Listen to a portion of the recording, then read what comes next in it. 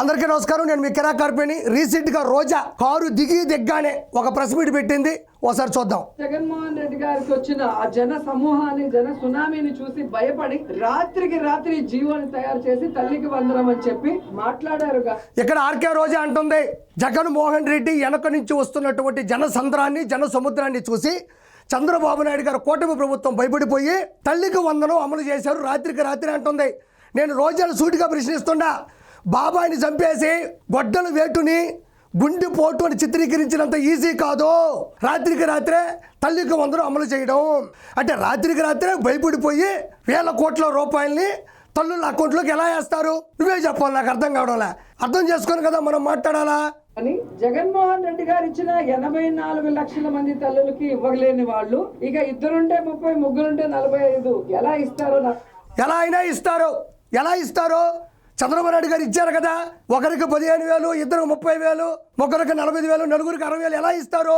Vision ఉంటే ఇస్తారు. Vision ఉన్న విలువైన విజనరీ పర్సన్ కాబట్టే ఇచ్చాడు. సంపదని ఎలా సృష్టించాలో తెలుసు కాబట్టే ఇచ్చాడు. మరి పిక్చర్ కూడా 4,000 రూపాయలు టచ్చర్గా 1వ తారీఖు ఎలా ఇస్తున్నాడు? అలానే తల్లికి వందనం కూడా అమలు చేస్తున్నాడు. మనం ఇవ్వలేం కదా, మనం ఇవ్వలేకపోయినాం కదా, అవతల ఇచ్చారు కదా, అందరూ పండుగ చేసుకున్నారు కదా, ప్రూఫ్స్తో సహా అన్ని సోషల్ మీడియాలో కూడా చక్కలు కొడుతున్నాయి కదా. మనం ఇవ్వలేం. మనకు ఎంతసేపు కూడా కబ్జాలు చేయాలి కదా, మనుషుల్ని చంపేయాలి కదా. మనం ఇవ్వలేం కాబట్టి మిగతా వాళ్ళు ఇస్తారు. అందరూ అన్నలా ఉండరు కదా. సో ఈ రోజు ఒక కార్యక్రమాన్ని జగన్మోహన్ రెడ్డి గారు ఇంట్రడ్యూస్ చేయడం జరిగింది.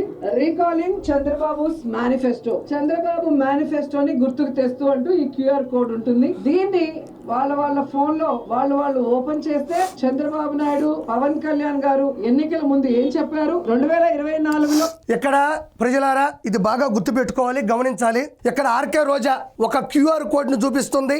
Recalling Chandrababu's manifesto. దీన్ని ఓపెన్ చేస్తేనంట చంద్రబాబు నాయుడు గారు ఏమి హామీలు ఇచ్చారు, ఇప్పటి వరకు ఏమీ చేయలేదో మీ ఫోన్లు మీ సెల్ ఫోన్లు తీసుకొని దీన్ని స్కాన్ చేయండి, అన్నీ తెలిసిపోతాయి అంటుంది. నేను ఒక స్కాన్ చూపిస్తా, ఇది ఒకసారి చూడండి.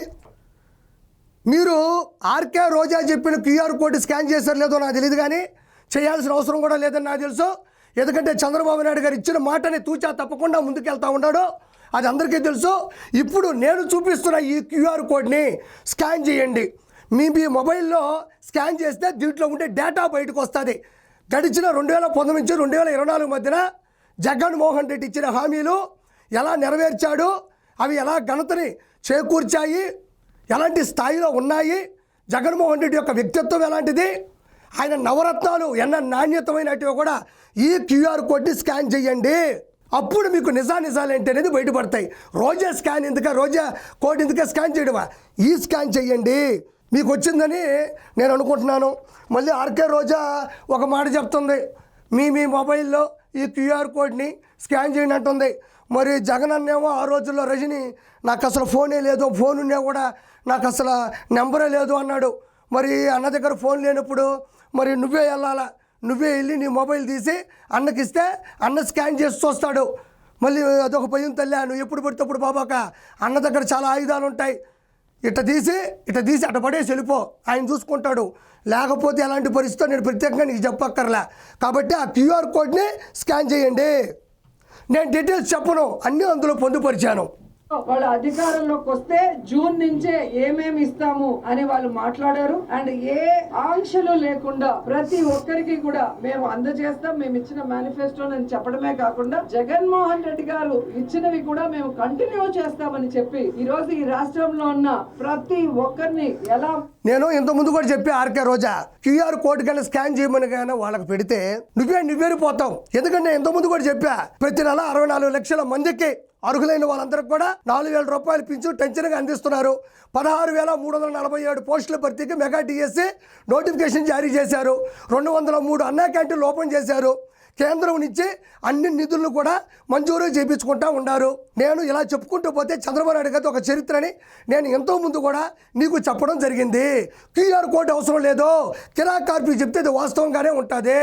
రోడ్లు ఇంత ముందుతో పోలిస్తే బ్రహ్మాండమైన రోడ్లు కూడా ఇవ్వడం జరుగుతూ ఉంది. బడుగు బలహీన అన్ని వర్గాలను కూడా సమంగా చూస్తున్నారు.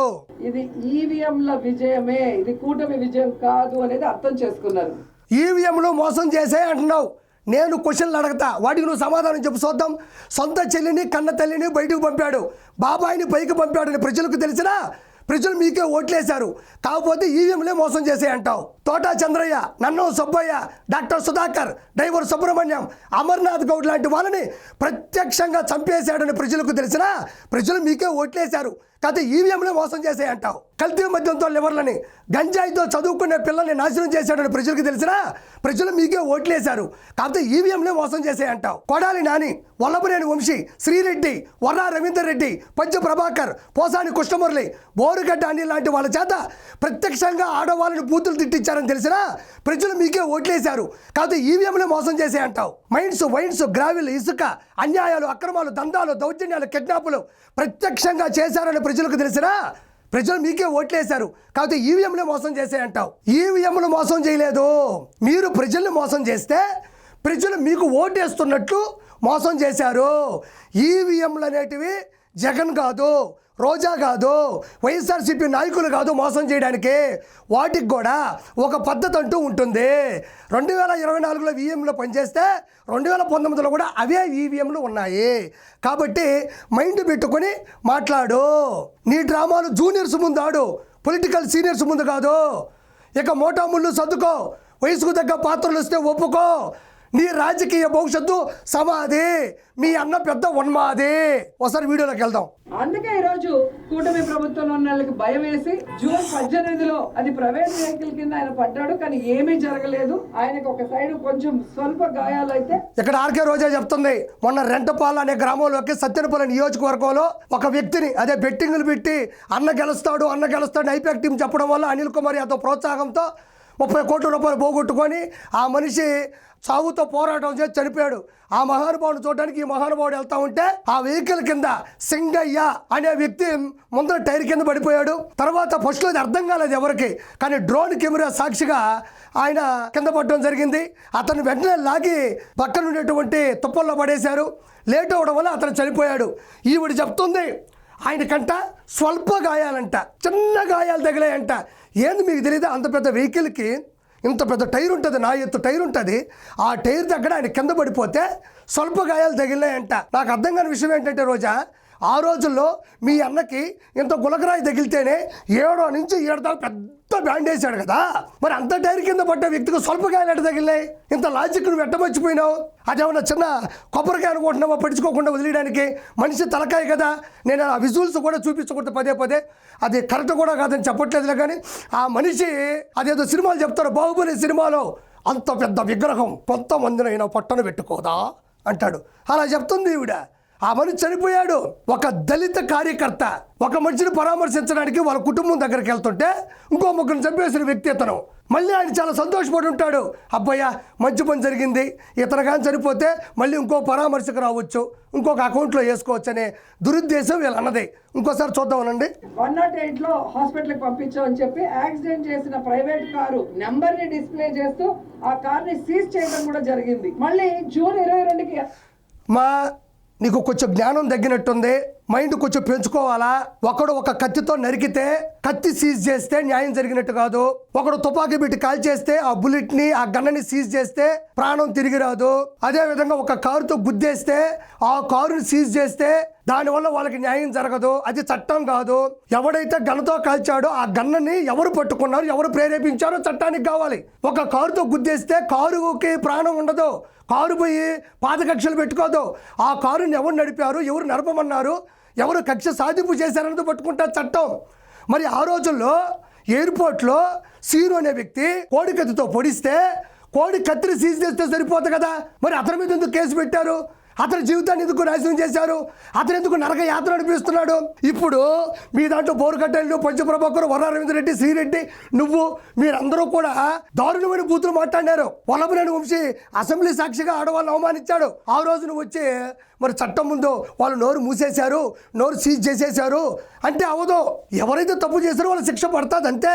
ఇప్పుడు నువ్వు కూడా నేను నోరు మూసేశాను, కాముగా ఉండిపోయాను, నా నోరు సీజ్ చేశారంటే అవదు. అంతకుముందు చేసిన తప్పులకు నువ్వు శిక్ష అనిపించి తీరాల్సిందే. ఎలా మారింది? జగన్మోహన్ రెడ్డి గారు కారు కింద ఒక తలకాయ తొల్లినట్టు వాళ్ళు ఒక వీడియోని సోషల్ మీడియాలో రిలీజ్ చేసి దాని మీద షర్మిల గారితో, పయ్యావుల్ గారి కేశవతో. ఇక్కడ ఈవిడికి ఏం చెప్పాలో అర్థం కావట్లేదు. కానీ 100% డ్రోన్ షాట్లో దొరికింది. ప్రతి దానికి కూడా ఒక టెక్నాలజీ ఉంటుంది. అది ఏఐయా సిఐయా ప్రతి ఒక్కటి వాళ్ళు కనిపెడతారు. నువ్వేం టెన్షన్ పడబాకు. అన్న గురించి పాత జ్ఞాపకాలు, అన్న చేసిన పాపాలు చూసిన ప్రతి ఒక్కరికి అది కరెక్ట్ అనే నమ్ముతారు. నమ్మించాల్సిన అవసరం లేదు. అసలు పరామర్శించడానికి వెళ్తున్న వ్యక్తి యొక్క పరిస్థితి తెలిస్తేనే తెలిసిపోతుంది అన్న యొక్క ఆలోచన జ్ఞానం ఎంతవరకు వెళ్తుండదు అనేది. కొన్ని రోజులు ఆగు, అన్ని నిజాలని మొత్తం జనానికి తెలుసు. అలాగే చంద్రబాబు నాయుడు గారు హోంమంత్రి ఎలా మాట్లాడిన తర్వాత ఎస్పీ గారు అవును జగన్ గారి కారు కిందే జరిగింది అని మాట్లాడారు అంటే మీరు అర్థం చేసుకోవాలి. ఈ రోజు ఆవిడ బాడీ లాంగ్వేజ్ కానీ ఆవిడ భాష కానీ చూస్తే అర్థమవుతుంది. అసలు ఆర్కే రోజాకి ఎదుటి ఆడవాళ్ళ యొక్క బాడీ లాంగ్వేజ్ గురించి కానీ భాష గురించి మాట్లాడే అర్హత లేదు. నీ భాష గురించి ఈ ప్రపంచంలో ఎవరిని అడిగినా చెప్తారు. నువ్వు ఒక ఆడపడుచులాగా, ఒక మహిళలాగా ఏ రోజు మాట్లాడలా. మళ్ళీ నువ్వు తిరుపతి అమ్మాయి అని చెప్పుకుంటావు. మాకు సిగ్గుచేటు. అనిత గారి గురించి మాట్లాడే అవకాశం కూడా నీకు లేదని నేను కోరుకుంటున్నా. నీకు అంత జ్ఞానం కానీ, పరిణితి కానీ, పరిమితి కానీ లేదు. నీ బాడీ లాంగ్వేజ్ ఎలా ఉంటుంది అనేది నేను మాట్లాడదలుచుకోలేదు. ప్రజలు నీ గురించి ఎలా మాట్లాడుకుంటారనేది నీకు కూడా తెలుసు. నువ్వు బాడీల గురించి, బాడీ లాంగ్వేజ్ల గురించి మాట్లాడబాక. అవి రెండు నీకు సూట్ అవ్వు. ఆ పదాలు నీ నోటుకుండా వచ్చాయంటే బయట వాళ్ళకి పచ్చి బూతుల్లో వినబడతాయి. కాలు మీద కాలు వేసుకొని, చుడిదార్ వేసుకొని, మేకప్ వేసుకొని. ఇదిగోయా ఆర్కే రోజా చివరిలో భలే మాట చెప్పింది. హోంమంత్రి అనిత గారంట కాలు మీద కాలు వేసుకొని, చుడీదార్ వేసుకొని, మేకప్ వేసుకొని కూర్చొని ఉంది అంటుంది. ఇప్పుడు కాలు మీద కాలు వేసుకుంటే నీకేమైనా సమస్య వచ్చిందే? చుడీదార్ వేసుకుంటే నీకేమన్నా సమస్య వచ్చిందే? మేకప్ వేసుకుంటే నీకేమైనా సమస్య వచ్చిందే? మేకప్ గురించి మాట్లాడుతూ ఉండవు. నువ్వు తీసేసిన మేకప్ కానీ తీసుకెళ్తే ఆంధ్రప్రదేశ్ లో ఉండే రోడ్లన్నీ పూర్తి చేయొచ్చు. నీ మేకప్ ఆంధ్రప్రదేశ్ ఉండే అప్పు కన్నా పెద్దది. ఒక 40 ఫ్లోర్లు ఉంటాయి కదా, దాని పైన ఉండే పైకప్పును కూడా నీ మేకప్ తో పూర్తి చేయొచ్చు. మొన్న ఎవరో అంటున్నారు నగిరికి వెళ్ళాము, కొండలు గుట్టలు మాత్రం మాయమైపోయినాయి, మట్టి దెబ్బలు మాత్రం అక్కడక్కడ పడి ఉన్నాయి, ఇవి ఆడి నుంచి వచ్చినాయి అంటున్నారు సర్వే వాళ్ళు. వాళ్ళకి తెలియని విషయం ఏంటంటే తమరు వేసుకున్న మేకప్ ఉంటుంది కదా, అది తీసేసిన తర్వాత పడేసినట్టుగా ఆ మట్టి దెబ్బలు. వాళ్ళకి నేను చెప్తే ఆశ్చర్యపోయారు. నువ్వు మళ్ళీ అనిత గారి గురించి మాట్లాడుతూ ఉండవు. నీ మేకప్ మొత్తాన్ని నగిరి నుంచి ఉన్న పొలంగా బయటకు పంపించాలంటే 40 జేసీబీలు, 400 టిప్పర్లు, 4000 మంది కూలీలు, 40,000 గంటలు నిర్విరామంగా పనిచేస్తే తప్ప ఆ మేకప్ దెబ్బల్ని బయటికి తరలించే పరిస్థితే లేదు ఈ రోజు. నువ్వు మళ్ళీ మేకప్ గురించి మాట్లాడతావా? ఏం మాట్లాడాలంటే వాళ్ళ గురించి? ఒక దళిత మహిళ హోమ్ మినిస్టర్ అయింది. నేను ఆవిడకి సెల్యూట్ కొడుతున్నా. ఎందుకంటే ఎంత కష్టపడి ఉంటే ఈరోజు ఈ స్థాయికి వచ్చి ఉంటుంది, ఎంత కష్టపడి ఉంటే ఈరోజు ఆ హోదాని ఆవిడికి దక్కుంటుంది. ఒక సాటి మహిళగా నువ్వు మాట్లాడే మాటలు ఇవి. ఏదైనా తప్పు జరుగుంటే నిలది, ప్రశ్నించో, ఎదిరించో. ఎక్కడ ఇది జరిగింది, అక్కడ అది జరిగిందని అడుగు. అంతేగాని ఆడవాళ్ళు బట్టలు వేసుకోరా, అందులో చుడీదార్ ఉండకూడదా, కాలు మీద కాలు వేసుకోకూడదా, ఏమన్నా మాట్లాడినా ఇది పద్ధతేనా? ఒక దళిత మహిళ ఈరోజు ఆంధ్రప్రదేశ్కి హోమ్ మినిస్టర్ అయింది. సెల్యూట్ కొట్టాలి ఆవిడకి. ఎంత స్వయం కృషి ఉండాలి, ఎంత పట్టుదల ఉండాలి, ఎంత సంకల్పం ఉండాలి. ఆ వయసులో ఆవిడ ఆ స్థానాన్ని అధిరోహించిందంటే మనకు అవన్నీ చేత కాదు కదా. కాబట్టి ఈ మాటను వెనక్కి తీసుకోవాలా. ఈ మేకప్లో కాలు మీద కాళ్ళు వేసుకోబట్టే కదా మన జగన్మోహన్ రెడ్డి ప్రభుత్వాన్ని ప్రజలు వేసుకొని పోయారు. ఆడపడేసారో కూడా తెలియదు. కాబట్టి మాట్లాడేటప్పుడు జాగ్రత్తగా మాట్లాడు Roja. Thank you so much.